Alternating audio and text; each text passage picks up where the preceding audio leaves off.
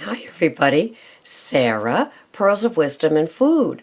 And this was also in that little handy dandy monthly magazine that came out. It's 7 Scary Food Ingredients. And this isn't anything new to most of you, but for some of you, it may be new in the label reading department if you're upgrading your healthier choices and not just aiming for how many calories or points you're getting, but also how dense are the healthy nutrients inside of each bite you take. So, the first one is high fructose corn syrup, and of course, we know how unhealthy that is for us. And Dr. Oz and Dr. Phil had done this in the past too. They had done this thing where when you're reading labels, if high fructose corn syrup is one of the first few ingredients, then you shouldn't be getting it. And it comes from corn, obviously, and what mainstream heart people want you to know, the American Heart Association and the MyGov, MyGov recognizes it as not too good, but it's so huge in all of the food products when you shop the inner aisles that it's really kind of hard to find even junk food that doesn't have any in it. Even when you're looking at things like the salty, snacky stuff versus the desserty stuff, you will find that even sometimes it has it in it. So that's high fructose corn syrup, also known as HFCS. Look for it and avoid it at all costs. Sugar is the demon. Sugar is what makes you fat. Fat is not what makes you fat. Stop me if you've heard that before. Trans fat. Well, there's less and less and less of that as we go along. Even food manufacturers are getting cool to it and not putting it in. But I still have seen it in some bakery things when I've gone to buy cookies for some of my shelter events, when they have cookies and cut up fruit. That trans fats are in some of those cookies, even 1 gram in one cookie. And it's really, really deadly. Vegetable oils are hydrogenated. And how do vegetables have oils anyway? I've always asked that question and wondered. Trans fats do really nasty things to your body, and some feel it has contributed to Alzheimer's that kills 30,000 a year. But there's many more that it takes without killing them, right? They're still alive. But it's not fun. So read the ingredients and see partially hydrogenated and know that that's a trans fat, okay? Artificial flavors. Yeah, baby. You know what those are. And I'm even suspicious of natural flavors because there's nothing that says you can't have natural flavorings in some of the things that people tout as all natural. Huh? Right? And it's like, what does all natural mean? What does natural flavorings mean? Is it something that's taken from a strawberry like 97 processes ago so they can call it natural flavorings?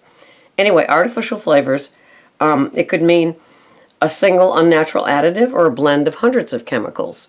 So when you read those things that you can't pronounce, or when you read them and you can't pronounce them, those are artificial ingredients. Those are chemicals made in some chemical plant that are then brought to the food manufacturer.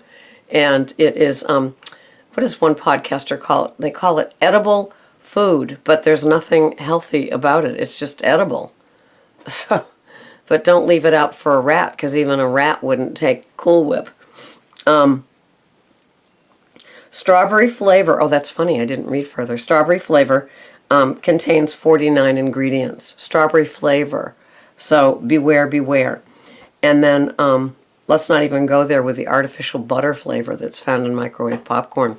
And you're not even supposed to have your face near it when you open it. Microwave popcorn is filled with so many dubious ingredients. And even when I've bought like the Newman Organic, you kind of wonder about how does it get into that bag and that process that makes microwave popcorn pop. I don't know.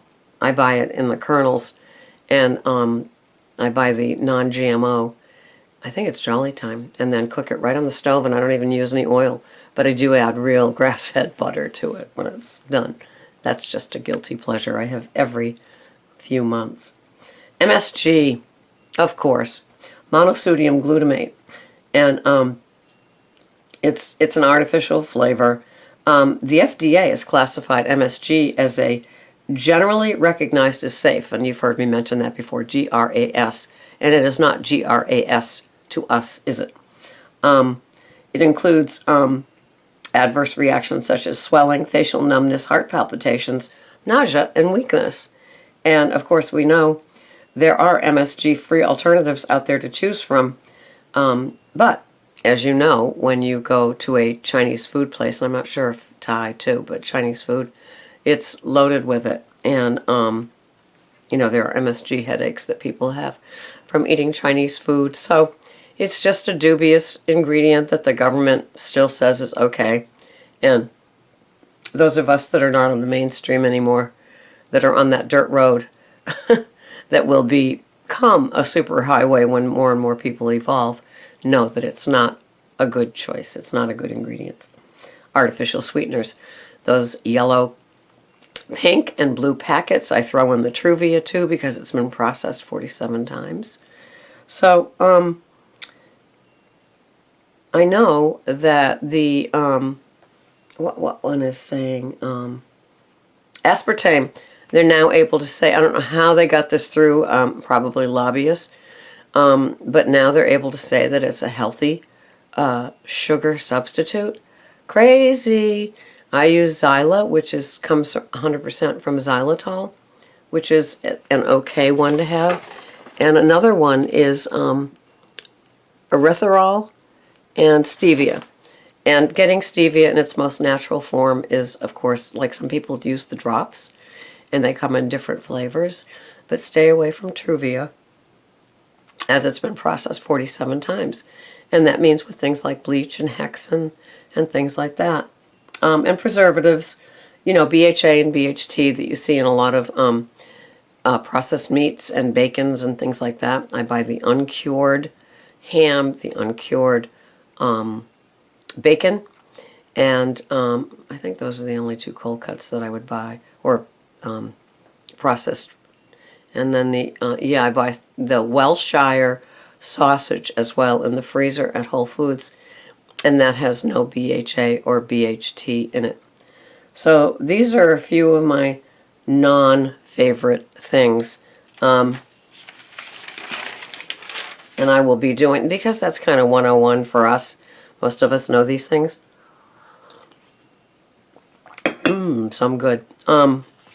We don't have to learn about them, but for my women at the shelter, in my nutrition group, that's going to be next week's when we're learning how to read labels. And I've got some unbelievable labels that they will be learning about the dubious ingredients, and they will be looking up what is in that ingredient on their cell phone. So it's going to be kind of fun. A little enlightening. I don't know if any of them will take the seed that's planted, but for some of them, maybe. You never know. And so, anyway, that's it. It's midweek. I don't have to tell you that you're probably dragging. I know that I am. And I'm very glad to be done with work at 11:30 today. My to-do list is out the door with my outside of work things, but, that's okay. I've got 2.5 days off. I'll chip away at them. So I hope you have a wonderful day, and I hope that you're tracking. I've got to go track my food for the day, come to think of it. And I will see you the next time. And we will talk about other things than the dubious ingredients. Have a wonderful day. This has been Sarah, Pearls of Wisdom and Food. I will see you again. Bye-bye for now.